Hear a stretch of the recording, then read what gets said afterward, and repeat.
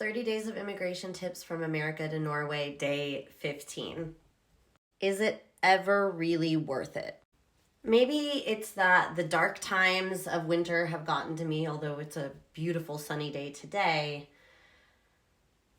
Or maybe it's just the phase of immigration that I'm in, but I've been spending a lot of time wondering what I actually did this for. Maybe it's this series, right? That I'm sitting here spitting out at you all the reasons that it's not the easy fix that you think. Moving is the easy part. Rebuilding your life forever after that is the hard part. That it's gotten me reflecting on, like, is it actually worth it? Why have I done this? As we think about, like, rebuilding our lives here, and I think about everything I built back home that I don't have anymore. And I don't know if we'll ever be able to own a home again, if we'll ever even own the, like, middle class car that we owned before instead of, like, something really, really old. And here's what I keep coming back to. And I realize I've said versions of this before, but I think I'd like to just say it directly now that I've been reflecting.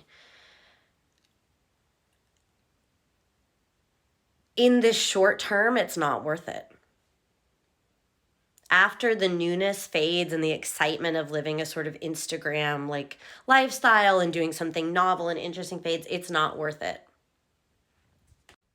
It is worth it for the long term. So every day,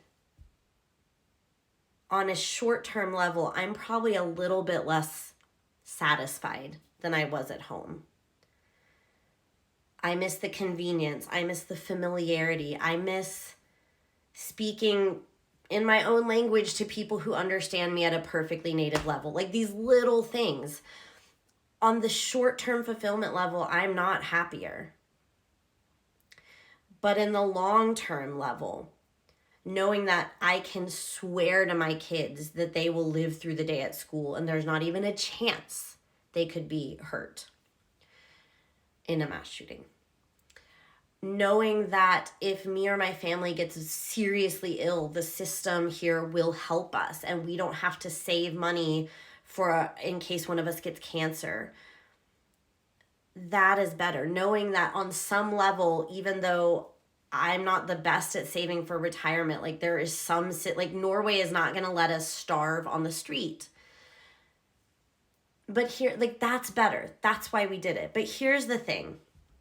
I've said a lot in this channel. I grew up as indoctrinated with Norwegian culture as you can be. Like, I had to memorize commercial jingles from the 2010s.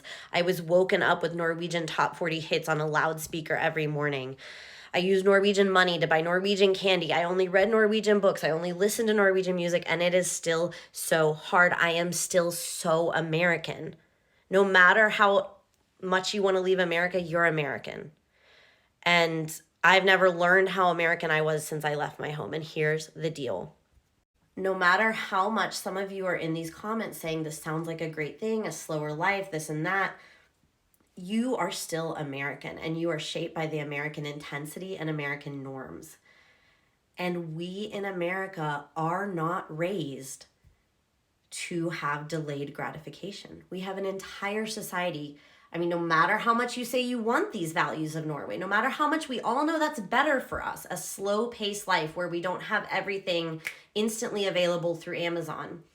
At the same time, you've been raised with grocery stores that have 18,000 kinds of cheese and cereal, and you're not used to not having those things. So on a global scale, we are not used to saying, I'm going to sacrifice a lot now for a better holistic life, something that's healthier. It's healthier for me not to have food delivery available at a second's notice. Not just in my body, but mentally. It's better that I don't prioritize getting what I want all the time, and that I find my happiness in deeper, more fulfilling ways than, like, what I'm eating for lunch that day. But if I went back to America, I'd go right back to having those things, because what we want as animals is not always what's actually best for us, right? And in America, we aren't trained to feed that other wolf, essentially, to pay into what's better for us globally. We have a society that's sort of dangled carrots in front of us to keep us going, to keep us working ourselves to death with this little treat culture. So that's kind of how we get by. That's how I coped by being overworked and burnt out, is like, well, okay, I'll make myself feel better with Taco Bell. For like, I'm not judging anybody, but I'm saying that we have not been raised on a lifetime of thinking about what's sort of better long term and not having what we want right now. And that alone, I think, makes it very, very hard for Americans to immigrate here. It's been hard for me. And as I said, you cannot be more indoctrinated with Norwegian values and culture, really, than I was for somebody who lived always in America. I'm going to do a part 2 for this. But for now, that's what I think I want to say is, in the day-to-day life, no, it's not worth it. You are changing so much for a longer term, better future. And I'm going to continue this tomorrow in day 16.